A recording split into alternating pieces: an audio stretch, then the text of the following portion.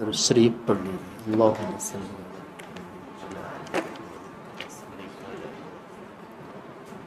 وعلی آل ابراہیم انک حمید مجید۔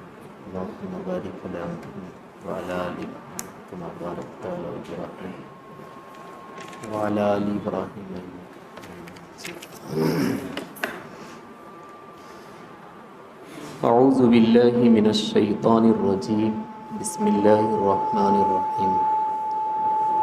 لیس علیکم جناح ان تبتغوا فضلا من ربکم فَإِذَا أَفَضْتُم مِّنْ عَرَفَاتٍ فاذكروا اللَّهَ عِندَ الْمَشْعَرِ الْحَرَامِ واذكروه كما هداكم وإن كنتم من قبله لمن الضالين۔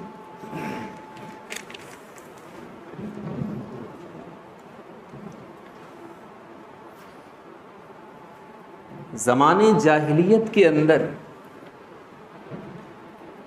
مکہ کے کافروں نے بہت ساری عبادتوں کے اندر اپنے رسم و رواج کو داخل کر دیا تھا۔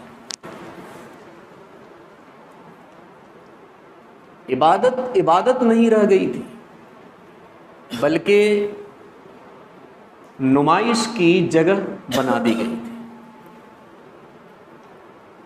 حج جیسی عبادت کو ان لوگوں نے خالص نہیں چھوڑا، بلکہ حج کو بھی نمائش کا منڈی بنا کر رکھ دیا۔ حج کے موقع پر جب ان کی حاضری منی کے اندر ہوتی تھی تو انہیں اور کوئی عبادت نظر نہیں آتی تھی۔ اپنی تجارت کو بڑھاوا دیتے تھے، دکانیں لگاتے تھے، نمائش لگاتے تھے، طرح طرح کے پرچار اور طرح طرح کی مارکیٹ اور ایسی طرح طرح کی چیزیں وہاں بیچنا شروع کر دیتے تھے۔ گویا کہ منی کے اندر حاضری یہ حج نام کی کوئی عبادت نہیں رہ گئی تھی، بلکہ وہ ایک منڈی اور ایک ایسی ہی نمائش گاہ بن چکا تھا۔ آپ صلی اللہ علیہ وسلم جب تشریف لائے تو آپ صلی اللہ علیہ وسلم نے رسم و رواج کو الگ کر دیا کہ یہ کرنے کے قابل نہیں ہے، عبادت کو الگ کر دیا کہ اسے نمائش کی طرح مت بناؤ اور بازار اور منڈی کی طرح اسے مت بناؤ۔ اسی دور سے ہم اور آپ گزر رہے ہیں۔ ہماری بھی عبادتیں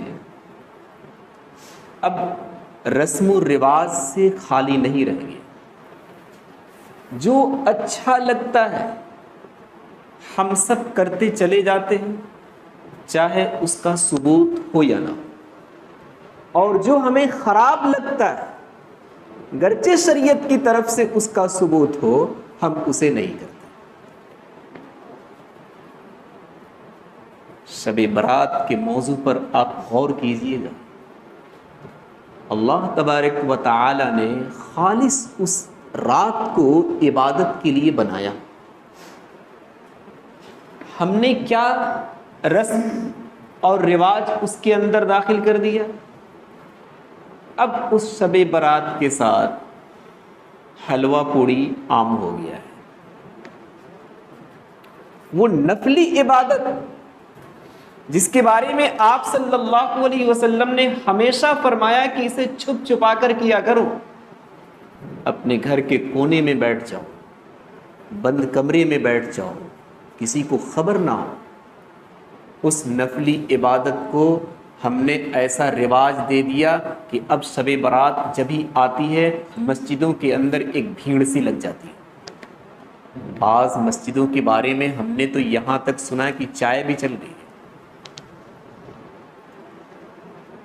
ساری عبادت اس رات کی نفلی عبادت مسجد میں آ کر کرنا، کسی جمع غفیر کے ساتھ کرنا، اس کا ثبوت کہیں سے نہیں ہے۔ یہ الگ بات ہے کہ ہمارے اور آپ کے گھروں میں جگہ نہیں ہے، کارخانوں میں جگہ نہیں ہے، تو اس حوالے سے ہم مسجد کا سہارا لے سکتے ہیں، لیکن اگر تنہائی ہمیں نصیب ہو جائے تو تو پھر مسجد میں آنے کی ضرورت نہیں، جم غفیر کے ساتھ اس رات والی عبادت کرنے کی ضرورت نہیں۔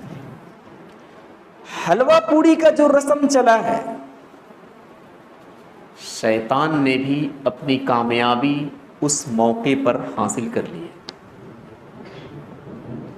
اس رات کا تو حال یہ ہوتا ہے کہ اللہ تبارک و تعالی آسمان دنیا پر آ کر یہ آواز دیتا ہے کوئی مغفرت طلب کرنے والا، ہے کوئی رزق مانگنے والا، ہے کوئی عبادت، ہے کوئی اولاد مانگنے والا، ہے کوئی رحم و کرم کی بھیک مانگنے والا، میں اسے یہ سب کچھ دے دوں۔ شیطانوں نے سوچا کہ اگر یہ آواز کسی کے دل پر آ گئی اور کسی نے بھی اللہ سے درخواست کر لی تو اللہ تعالیٰ دے ہی دے گا، پھر ان سب کی مغفرت ہو جاوے گی تو پھر ہماری جہنم بھرے گی کیسے؟ اس نے ترکیب کیا اپنائی؟ حلوہ پوڑی کا رواج دے دیا۔ اس نے کہا کہ مسجد جانے سے پہلے اور عبادت میں مشغول ہونے سے پہلے کچھ کھا لو۔ حلوے کے اندر یہ خاصیت ہے کہ جیسے ہی آپ کھائیں گے نیند کی طرف آپ کا میلان جائے گا، آرام سے آپ سو جائیں گے یا کچھ دیر تک جگے رہیں گے، پھر اس کے بعد سو جائیں گے۔ وہ اللہ کی آواز آسمان دنیا سے سب کے سب بھول جاویں گے، کسی کو کوئی توفیق نہیں ہوے گی اللہ سے مانگنے کی۔ اور تو اور یہ ہمیں اور آپ کو لگا دیا حلوہ پوڑی میں، اور ہمارے بچوں کو لگا دیا شب برات میں پٹاخے پھوڑنے میں۔ کیوں؟ وہ رحمتوں کی بارش جو اس رات ہوتی ہے، شیطانوں نے کہا کہ ان کے ہاتھوں میں پٹاخے پکڑا دو تاکہ ادھر سے آواز جائے، وہ رحمت اتر نہ پائے۔ یہ رسم و رواج کو ہم لوگوں نے زمانے جاہلیت کی طرح اپنی عبادت کے اندر بھی داخل کر دیا۔ اللہ کے رسول یہ صرف ایک عبادت کی مثال نہیں، تقریباً ہر عبادت کے ساتھ یہ داخل ہوتا جا رہا ہے۔ ہمارے ایک استاذ تھے مفتی سعید صاحب رحمۃ اللہ علیہ، جن سے ہم نے ترمذی بھی پڑھی ہے، بخاری شریف بھی پڑھی ہے۔ کورونا کے ٹائم میں ان کا انتقال ہو گیا، 32 برس تک وہ بخاری کا درس دیتے رہے، ترمذی کا درس دیتے رہے۔ انہوں نے فرمایا کہ ہمارے درمیان اور بڑے بھائیوں کے درمیان صرف ایک ہاتھ کا فرق رہ گیا، ورنہ ہم بھی انہی کی طرح بنے جا رہے ہیں۔ عقیدے کو سنبھالنا بہت ضروری ہے۔ جب تک عقیدہ درست نہیں ہوگا اس وقت تک ہماری کوئی عبادت درست نہیں ہو سکتی۔ جب تک دیوار کی بنیاد مضبوط نہیں ہوے گی تب تک اس پر چھت کھڑی نہیں ہو سکتی۔ الغرض اس رسم و رواج سے ہر ایک عبادت کو پاک کرنا بہت ضروری ہے۔ اللہ کے رسول صلی اللہ علیہ وسلم جب نبوت ان کو ملی تو آپ صلی اللہ علیہ وسلم نے فرمایا کہ اب کوئی بھی عبادت بازار کی منڈی نہیں بنے گی، نمائش کی جگہ نہیں بنے گی، تجارت کا پرچار نہیں ہوے گا، دکانوں کی تجارت نہیں چلے گی، سامان وغیرہ عبادت کے وقت نہیں بیچے جائیں گے۔ حج جیسی عبادت کے اندر تو نے مینا کے اندر اپنا بازار لگا رکھا ہے، نمائش کو لگا رکھا ہے، اپنا تم پرچار کیے جا رہے ہو۔ آپ صلی اللہ علیہ وسلم نے ان سب سے حج جیسی عبادت کو پاک کر دیا۔ صحابہ کے دلوں میں تو یہ مسئلہ پہلے سے بیٹھ گیا کہ اب تجارت کی گنجائش نہیں ہے۔ ایک صحابی عبداللہ ابن عمر رضی اللہ تعالی عنہ کے پاس دوڑے دوڑے آئے۔ انہوں نے فرمایا کہ حضرت آپ مجھے ایک مسئلہ بتا دیجیے، حج کے موقع پر لوگ مجھ سے سواریاں کرائے پر لیتے، سوار ہو کر حج کرتے، اپنی سواریوں کے ساتھ ہم بھی ساتھ رہتے۔ جس طریقے سے گاڑیاں اگر آپ کی کرائے پر لی جائے تو ڈرائیور یا آپ خود ڈرائیور ہیں تو آپ ساتھ رہیں۔ تو ان کا کہنا تھا کہ حضرت میں بھی ان سواریوں کے ساتھ جاتا ہوں، وہ لوگ کرائے پر سواری لے کر حج کرتے ہیں، ہم بھی ان کے ساتھ رہتے ہیں اپنی سواریوں کے ساتھ، تو ہم بھی حج کر لیتے ہیں۔ تو یہ تو گویا کہ حج کے دوران ایک کمانا ہوا اور اپنی تجارت کا رواج دینا ہوا۔ آپ صلی اللہ علیہ وسلم نے تو تجارت کی ہر طرح کی چیزوں میں سامان خرید و فروخت کرنے سے منع کر دیا ہے۔ آپ اس کے بارے میں کیا فرماتے ہیں؟ عبداللہ ابن عمر رضی اللہ تعالیٰ عنہ نے فرمایا، یہی مسئلہ لے کر نبی صلی اللہ علیہ وسلم کی خدمت میں ایک شخص آیا تھا۔ آپ صلی اللہ علیہ وسلم نے اس سے کیا فرمایا؟ لیس علیکم جناح ان تبتغوا فضلا من ربکم، تمہارے اوپر کوئی حرج کی بات نہیں ہے کہ تم اپنے رب کا فضل تلاش کرو۔ فقہائے کرام نے لکھا ہے کہ آپ جب حج کرنے جاتے ہیں تو ایک تو اس کی شکل یہ ہے کہ مکمل طریقے پر آپ کا ارادہ حج کرنے کا ہے، لیکن آپ نے سوچا کہ حج میں جب جا ہی رہے ہیں تو حج سے فارغ ہونے کے بعد کچھ سامان بھی خرید لیں۔ فقہائے کرام نے کہا ہے کہ اس کی اجازت ہے، ہاں لیکن یہ دھیان رکھنا ہوگا کہ حج کے جو 5 دن ہیں، 8، 9، 10، 11، 12، ان میں کسی بھی قسم کا کوئی خرید و فروخت نہ کریں۔ ایک دوسری قسم، آپ کا ارادہ دونوں طرف برابر ہے، حج بھی کریں گے، تجارت بھی کریں گے، سامان بھی خریدیں گے، دونوں برابر ہے، دونوں کام کرنے کے لیے جا رہے ہیں۔ فقہائے کرام نے فرمایا کہ حج کے اندر ثواب میں کمی آئے گی۔ ایک تیسری شکل، ارادہ مکمل طریقے پر آپ کا تجارت کا ہے، ہم جا رہے ہیں تجارت کریں۔ حج کا اگر نام نہیں دیتے تو پاسپورٹ تو تیار ہوتا ہے، بس حج کے نام پر ہمارا پاسپورٹ بن گیا، ہم جا رہے ہیں پورے طریقے پر تجارت کی غرض سے۔ البتہ اس وقت حج بھی ہوتا ہے تو حج بھی کر لیں گے۔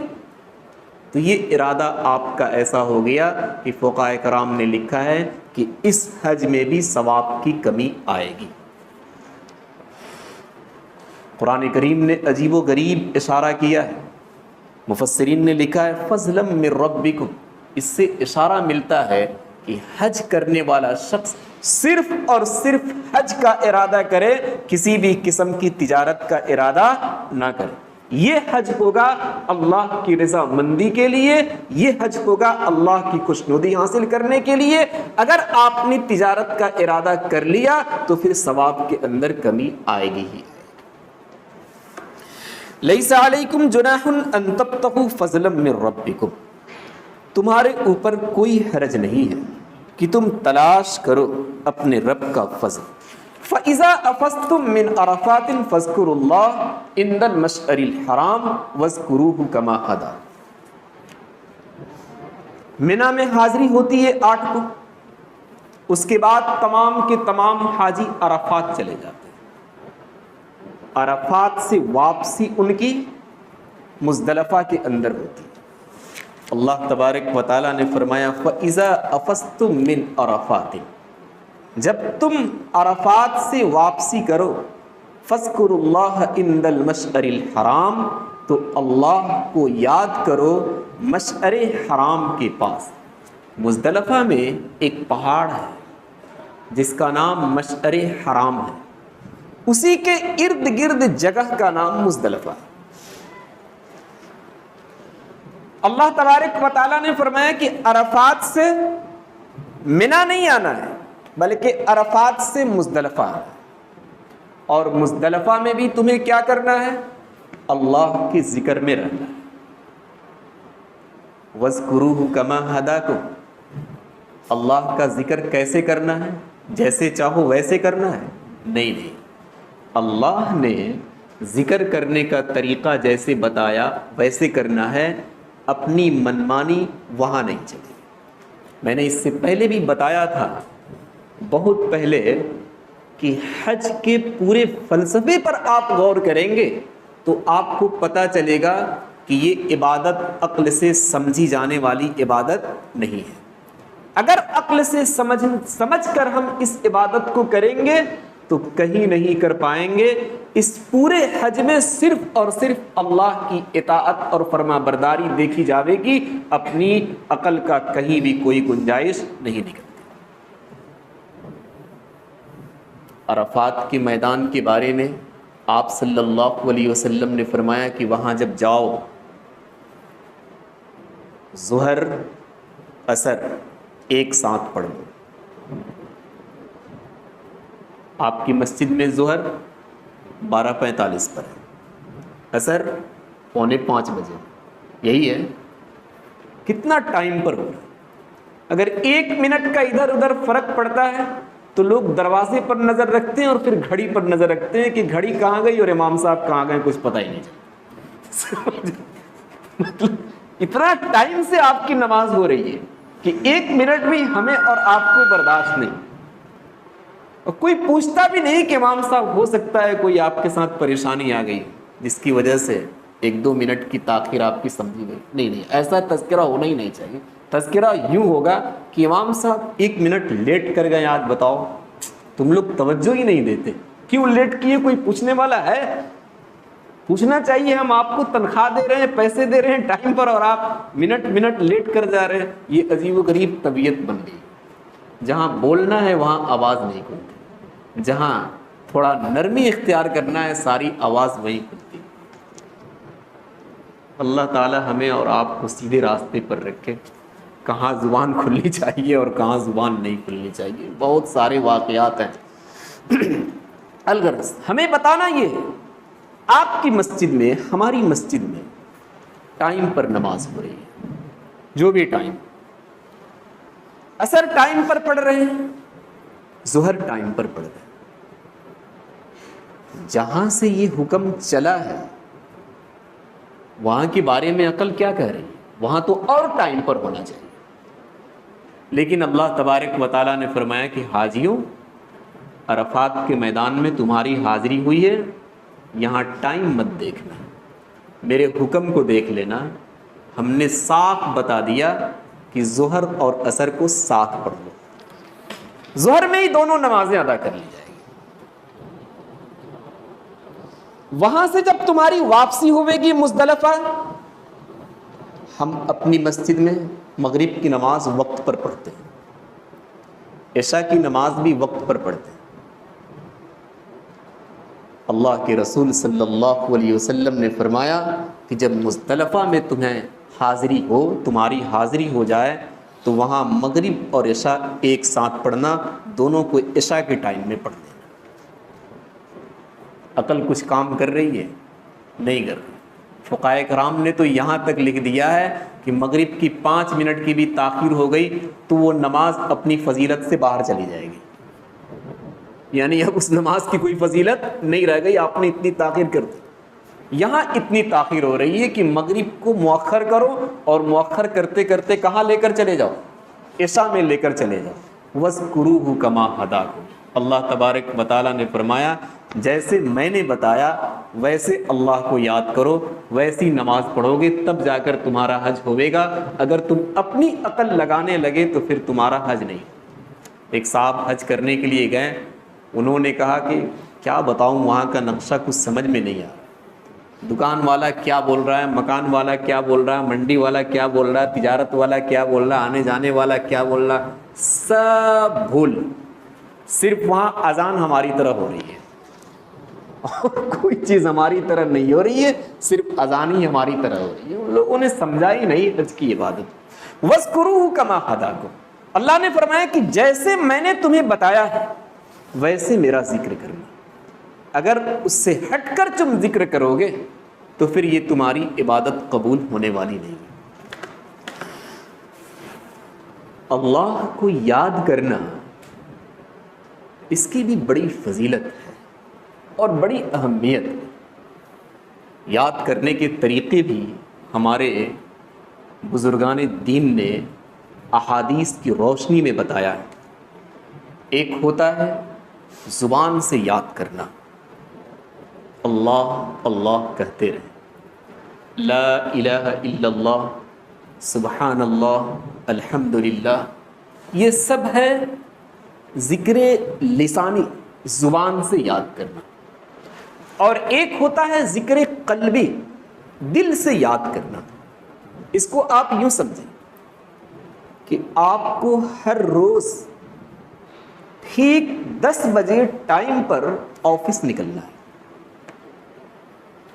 اس وقت آپ لنچ لیتے ہیں، اپنے کپڑے کو تیار رکھتے ہیں، سب کچھ ریڈی ہو جاتا ہے، اس کے بعد آپ 10 بجے نکل جاتے ہیں۔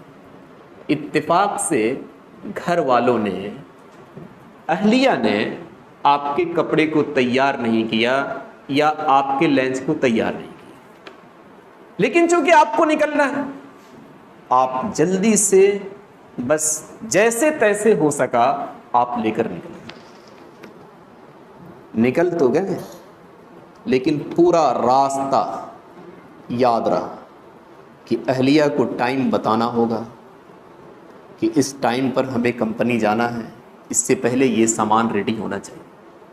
آفس بھی پہنچے، کام آپ سمیٹ رہے ہیں، کر رہے ہیں، وہاں بھی آپ سوچ رہے ہیں کہ آج بہت نقصان ہو، اسے ٹھیک ٹائم بتانا ہوگا تاکہ وہ اس وقت تک سارا سامان ریڈی کر دے اور ہم اپنی کمپنی میں، اپنے آفس میں آ جائیں۔ پورے 8 گھنٹے کی ٹائم صرف اس واسطے آپ کا گزر جاتا ہے کہ گھر میں ٹائم سیٹ کرنا ہوگا تاکہ صحیح ٹائم پر ہم نکل سکیں۔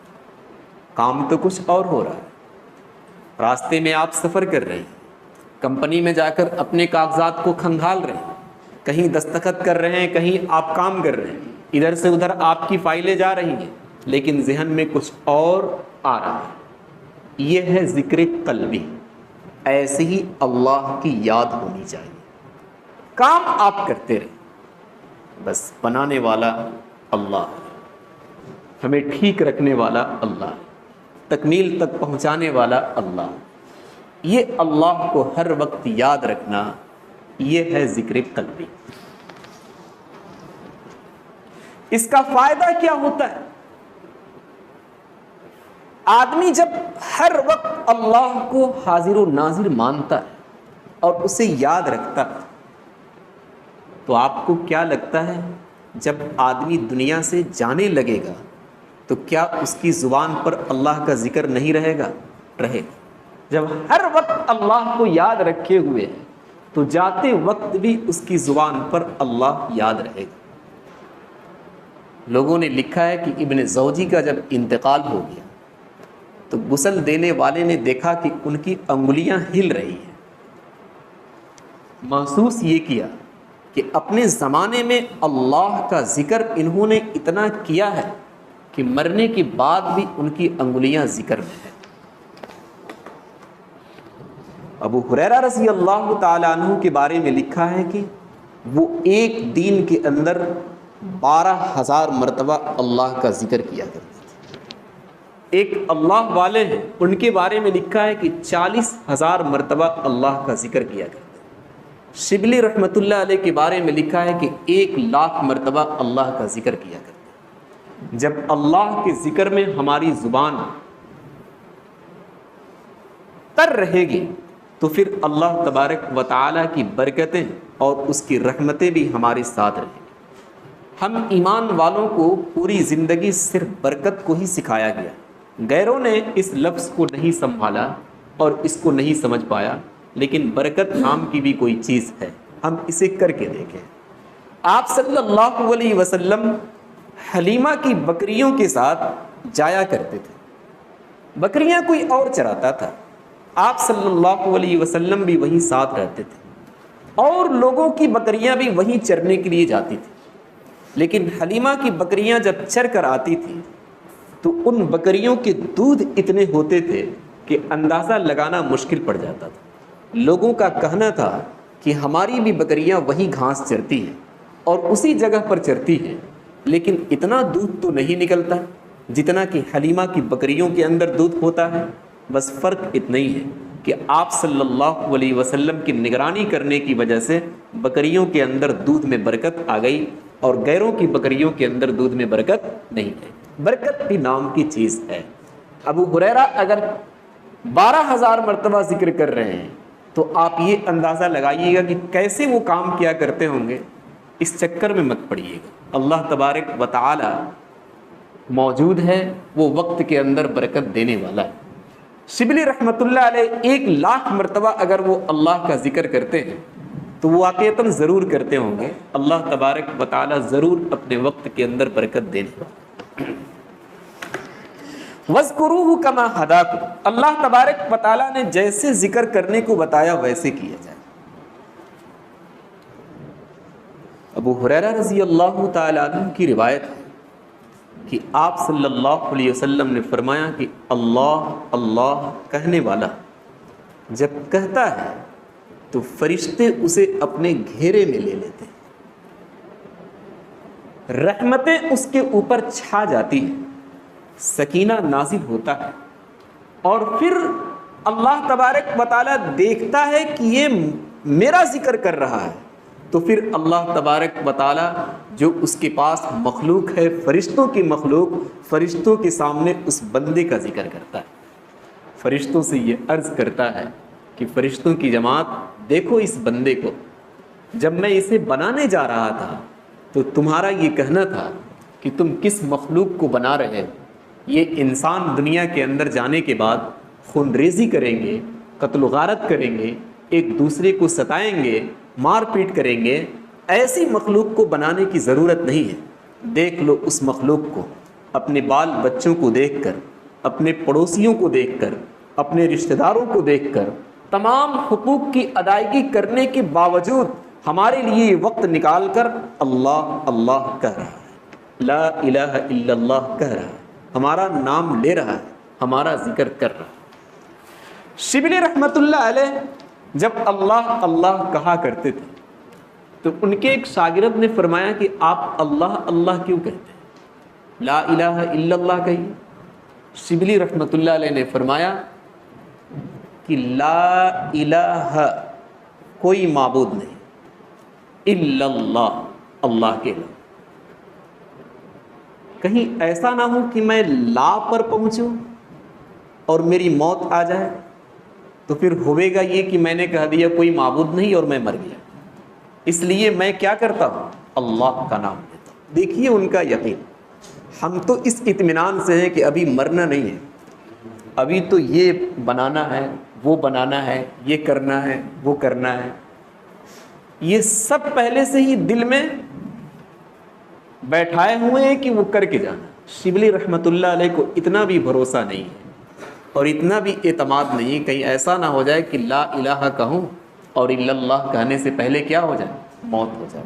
ان کے شاگرد نے فرمایا کہ یہ تو جواب ہو گیا لیکن اس سے بھی اچھا جواب مجھے دیجیے۔ شبلی رحمۃ اللہ علیہ نے فرمایا کہ تبوک کے موقع پر آپ صلی اللہ علیہ وسلم نے ابو بکر سے اپنا مال مانگا تھا کہ لاؤ چندے کی ضرورت ہے۔ ابو بکر رضی اللہ تعالی عنہ اپنے گھر گئے اور گھر کا سارا مال لا کر آپ صلی اللہ علیہ وسلم کی خدمت میں رکھ دی۔ آپ صلی اللہ علیہ وسلم نے ابو بکر سے پوچھا کہ اپنے گھر میں کیا چھوڑا، کچھ تو چھوڑا ہوگا گھر والوں کے لیے۔ ابو بکر نے فرمایا کہ بس اللہ اللہ۔ شبلی رحمۃ اللہ علیہ نے فرمایا کہ ابو بکر نے اللہ کا نام لیا تھا، میں نے بھی اپنے ذکر میں اللہ اللہ۔ شاگرد نے فرمایا کہ اور کوئی جواب دیجیے۔ شبلی رحمۃ اللہ علیہ نے فرمایا کہ تمہیں یاد ہے اللہ کے رسول صلی اللہ علیہ وسلم نے فرمایا کہ جب تک اس سرزمین پر اللہ اللہ کہنے والا شخص رہے گا اس وقت تک قیامت نہیں آئے گی، جب اللہ اللہ کہنے والا شخص چلا جائے گا، کوئی نہیں رہے گا، تو پھر قیامت آ جائے گی۔ تو میں اللہ اللہ کہہ کر تمہیں قیامت سے بچا رہا ہوں، کہیں ایسا نہ ہو کہ قیامت آ جائے اور تم چلے جاؤ اور کچھ کر نہ پاؤ، اس لیے تم کچھ کر لو ورنہ تو پھر قیامت تو آنے والی ہے ہی۔ موسیٰ علیہ السلام نے اللہ تبارک و تعالیٰ سے عرض کیا کہ ہمیں کوئی وظیفہ بتا دیجیے۔ اللہ تبارک و تعالیٰ نے فرمایا کہ لا الہ الا اللہ کا ورد کیا کرو۔ موسیٰ علیہ الصلوۃ والسلام نے فرمایا کہ یہ تو ہر کوئی کرتا ہے، کوئی خاص وظیفہ بتائیے جسے صرف میں کروں کوئی دوسرا نہ کرے۔ اللہ تبارک و تعالیٰ نے فرمایا کہ پورا آسمان اور جو مخلوق اس پر آباد ہے میرے علاوہ، اور پوری زمین اور جو مخلوق اس پر آباد ہے، سب کو ایک ترازو میں رکھو، ایک پلڑے میں رکھو، اور لا الہ الا اللہ کی ایک پرچی بنا کر دوسرے پلڑے میں رکھ دو۔ یہ پلڑا بھاری پڑ جاوے گا اور یہ ترازو اور یہ پلڑا ہلکا پڑ جاوے گا۔ تم لا الہ الا اللہ کو سمجھتے کیسے؟ وَاذْكُرُوهُ كَمَا هَدَاكُمْ، اس سلسلے میں سب سے اچھی بات یوں لکھی ہوئی، یوں ہی ہم اللہ کا ذکر کرنے لگے، نہ تو اس کا قرآن سے ثبوت ہونا، حدیث سے ثبوت ہو، نہیں، ایسا نہیں ہونا چاہیے۔ وَاذْكُرُوهُ كَمَا هَدَاكُمْ، جیسے اللہ نے بتایا ویسے ہم کریں۔ سب سے آسان سی بات، اللہ نے اپنے اولیاء کو پیدا کیا، اپنے دوستوں کو پیدا کیا، صاحب نسبت عالموں کو پیدا کیا، مفتیان کو پیدا کیا، جن کی نسبت اور سلسلہ نبی تک جا کر مل جاتا ہے۔ ہم ان سے اپنے تعلق کو جوڑ کر وظائف لے لیں ان کے واسطے سے شریعت کی روشنی میں، اور ان وظائف کا ہم ذکر کریں اور اللہ کا نام لیں۔ یہ ہوئے گا وَاذْكُرُوهُ كَمَا هَدَاكُمْ، کہ جیسے اللہ تبارک و تعالیٰ نے بتایا ہم نے ویسے اللہ کا ذکر کیا۔ سبحان اللہ۔